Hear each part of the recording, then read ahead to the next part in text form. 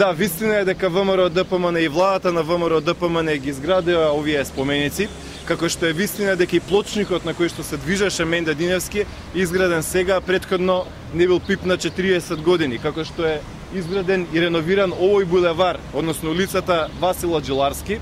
и градската болница со несовремена опрема, вклучувајќи ги сите болници во Македонија со опрема од повеќе од 100 милиони евра, како што е вистина дека има и 700 милиони евра во земјоделието во текот на овие години, а претходно имаше вкупно 20 за 4 години наспроти нашите 700, како што е вистина дека и овие автобуси кои што ги гледаме исто се набавени од владата на ВМРО ДПМН, така што во тој дел вистина е дека ние вложуваме, дека правиме, дека создаваме и дека нашите дела се видливи.